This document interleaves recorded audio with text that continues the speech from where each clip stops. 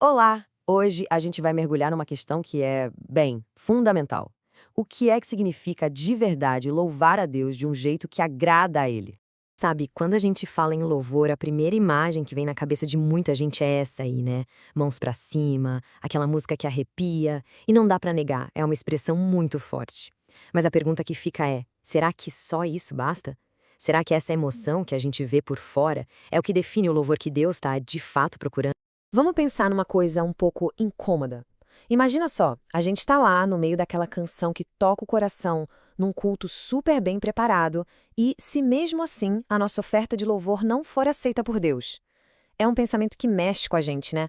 Mas é justamente ele que nos empurra para entender o que é de verdade a essência da adoração. E olha que curioso, para a gente entender o que agrada a Deus, o melhor ponto de partida talvez seja olhar para o que a própria Bíblia diz que ele rejeita. E acredite, as palavras que ela usa para isso são fortíssimas. É de chocar, não é mesmo? Imagina Deus falando pelo profeta Amós que odeia, que despreza as festas religiosas e as canções do seu próprio povo. Ele chega a dizer que não vai nem ouvir a música. Mas calma, o problema aqui não era a música em si, claro que não. Era a hipocrisia por trás de tudo. O louvor virou só barulho. Um som sem sentido, porque a vida de quem cantava estava completamente desalinhada da justiça que Deus esperava. E não para por aí. Isaías vem e reforça essa mesma ideia. Ele pergunta: para que me servem tantos sacrifícios? Deus está apontando por uma desconexão gigantesca entre o que acontecia dentro do templo e a vida real lá fora. Aquela adoração toda, cheia de rituais, estava servindo de fachada, sabe? Uma capa para esconder a injustiça e a falta de um arrependimento verdadeiro. Avançando séculos no tempo, quem aparece repetindo essas mesmas palavras? O próprio Jesus. Confrontando os líderes religiosos da época dele, ele diz exatamente isso. Esse povo me honra com os lábios, mas o coração está longe. O ponto central é o mesmo, desde os profetas.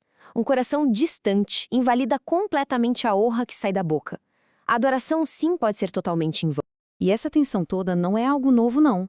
Na verdade, ela está lá no comecinho da história da humanidade, com Caim e Abel.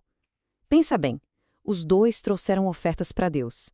Os dois estavam, em tese, adorando, mas o resultado para cada um foi completamente diferente. A grande pergunta é: por quê? A resposta é que o problema nunca foi a oferta.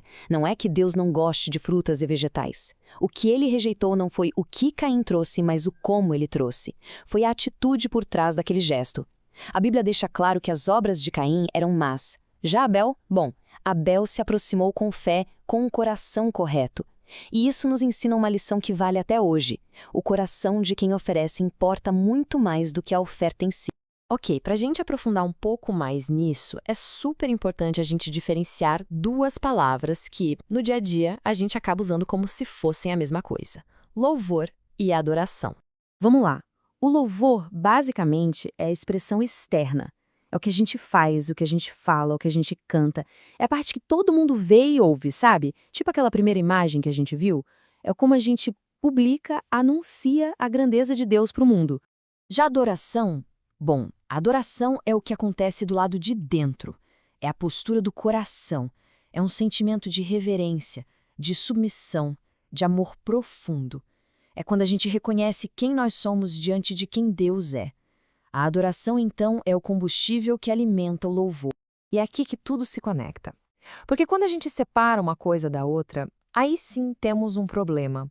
O louvor, que é a parte de fora, sem a adoração, que é a parte de dentro, vira exatamente aquilo que os profetas tanto criticaram. Vira um som vazio, um ritual sem alma, vira só barulho. O barulho de um coração que não está ali de verdade. Então a pergunta de $1 milhão é: como a gente une o coração e os lábios? Como fazer com que o que a gente canta seja um reflexo do que a gente sente? A resposta vem do próprio Jesus, que chega para redefinir tudo o que se entendia sobre adorar a Deus. Numa conversa famosa com uma mulher samaritana, Jesus solta uma verdade que, para a época, era uma bomba. Ele diz que a verdadeira adoração não depende mais de um lugar físico, não é mais num monte ou num templo. A partir de agora, a adoração seria definida por algo interno. Adorar em espírito quer dizer que tem que vir de dentro, do nosso ser mais profundo. E adorar em verdade significa que essa adoração precisa estar alinhada com a verdade de quem Deus é, como Ele mesmo se revelou para nós. Essa mudança toda fica super clara quando a gente olha para essa transição. Pensa só, no Antigo Testamento o foco era em quê? Sacrifícios de animais que precisavam ser repetidos sempre. No Novo Testamento a gente tem o sacrifício único de Cristo. A adoração acontecia num lugar específico, o templo. Agora, pode ser em qualquer lugar. Antes existia uma classe de sacerdotes para fazer a ponte com Deus. Agora, todos que creem têm acesso direto. Ou seja, o foco saiu completamente do ritual externo e foi para a realidade interna. Isso muda tudo, inclusive a nossa ideia do que é um sacrifício. O sacrifício de louvor que a Bíblia fala para a gente oferecer hoje não tem nada a ver com um animal num altar de pedra. Tem a ver com um coração agradecido. É o resultado natural, o fruto que brota de lábios que reconhecem o nome de Jesus. É uma expressão que nasce de um relacionamento e não de uma obrigação religiosa. Peraí, se a adoração é de dentro para fora e não está mais presa a um lugar, então isso quer dizer que ela se espalha por tudo na nossa vida, certo? Exato! Ela vai muito, mas muito além da canção que a gente canta no domingo. A adoração, então, vira algo prático, do dia a dia. Ela aparece na forma como a gente busca por justiça, na misericórdia que a gente tem com os outros, em andar com humildade, oferecer nosso próprio corpo, servir quem está do nosso lado, buscar uma vida correta. Tudo isso, cada um desses atos, se transforma numa expressão de verdadeira adoração. O apóstolo Paulo, lá em Romanos, resume isso de um jeito perfeito. Ele diz que o nosso verdadeiro culto, a nossa adoração que faz sentido, é oferecer a nossa vida inteira. Não é só a voz durante uma hora na igreja, é o nosso corpo, nosso tempo, nossas escolhas de segunda a segunda, tudo isso oferecido como um sacrifício vivo, santo e agradável a Deus.